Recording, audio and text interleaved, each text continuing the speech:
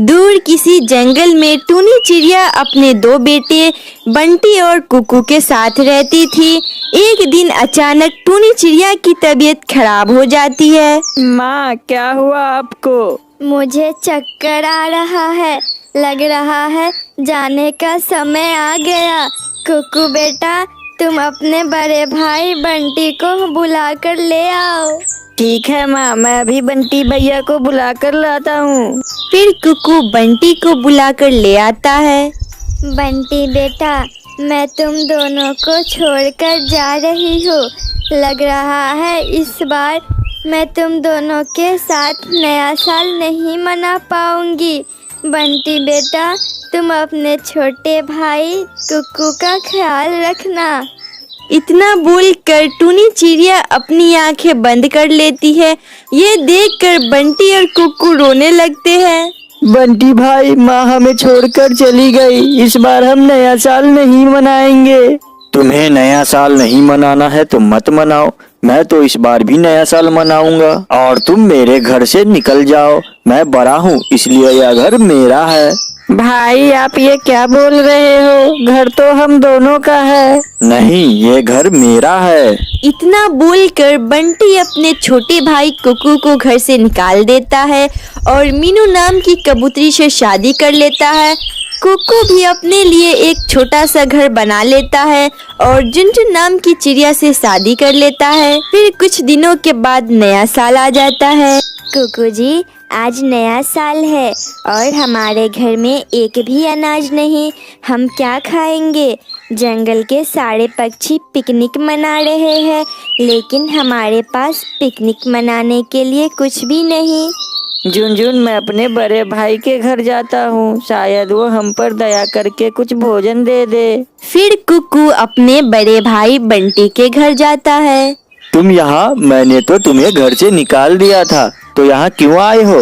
बंटी भाई, आज नया साल है और मेरे घर में अनाज का एक भी दाना नहीं है। जंगल में सारे पक्षी नया साल मना रहे हैं और मैं और मेरी पत्नी भूखी है। तभी वहाँ पे मीनू कबूतरी आ जाती है। क्या हुआ बंटी जी, ये कौन है? ये मेरा छोटा भाई कुकू है, ये हमसे अनाज मांग रहा है।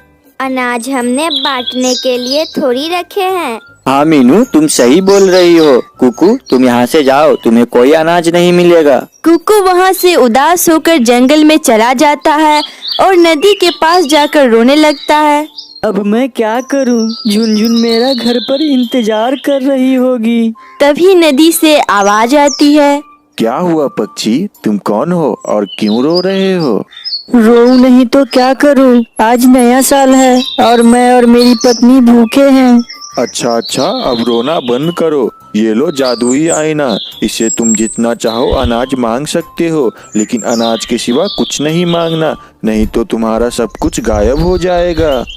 कुकू उस जादुई आईने को लेकर घर चला जाता है और अपनी पत्नी झुनझुन से सारी बात बताता है। फिर दोनों उस जादुई आईना से भोजन मांगते हैं और कुकू के घर में बहुत सारा भोजन आ जाता है। फिर कुकू और झुनझुन दोनों मिलकर नया साल मनाते हैं और जंगल के गरीब पक्षियों की मदद भी करते हैं। ऐसे ही कुछ दिनों के बाद कुकू बहुत अमीर हो जाता है। वो अपने लिए एक नया घर बना लेता है। ये बात बंटी को पता चलती है। अरे, मैंने तो इसे घर से निकाल दिया और जायदाद में से भी कुछ नहीं दिया, तो यह इतना अमीर कैसे बन गया? बंटी ये बात सोच ही रहा होता है। तभी मीनू कबूतरी कहती है, बंटी जी, आपका भाई कुकू हमसे भी ज्यादा अमीर हो गया। हाँ मीनू, मैं भी यही सोच रहा हूँ। बंटी जी, हम दोनों उसके घर जाकर देखते हैं। फिर बंटी और उसकी पत्नी मीनू कबूतरी दोनों छुपकर कुकू के घर जाते हैं। कुकू उस समय जादुई आईने से भोजन मांग रहा होता है। ये दोनों सब कुछ देख लेते हैं और कुकू के सोने का इंतजार करने लगते हैं। फिर थोड़ी देर बाद कुकू सो जाता है।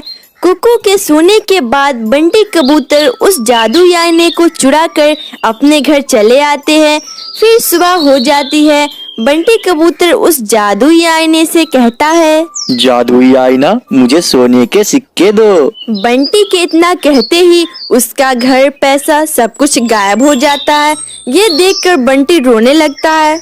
बंटी जी, सोने के सिक्के कहाँ हैं और हमारा घर कहाँ चला गया?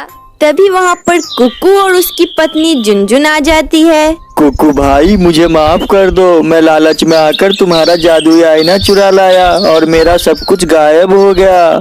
बंटी भाई, हम सिर्फ जादुई आईना से अनाज मांग सकते हैं। आप जरूर लालच किए होंगे, इसलिए आपका घर और पैसे गायब हो गए। हाँ कुकू, मैंने इससे सोने के सिक्के मांगे और मेरा सब कुछ गायब हो गया। फिर कुकू उस नदी के पास जाता है और उसे सारी बात बताता है। मैंने कहा था कि लालच मत करना। तुम्हारे भाई ने लालच किया है, इसलिए उसे ये सजा मिली है। मेरे भाई को माफ कर दीजिए। ठीक है कुकू, जादुई आईना के टूटते ही तुम्हारे भाई का सब कुछ वापस आ जाएगा, लेकिन फिर जादुई आईना तुम्हारी कोई मदद नहीं करेगा। फिर कुकू वहाँ से अपने भाई के घर जाता है। थोड़ी देर बाद जादुई आईना टूट जाता है और बंटी का घर वापस आ जाता है।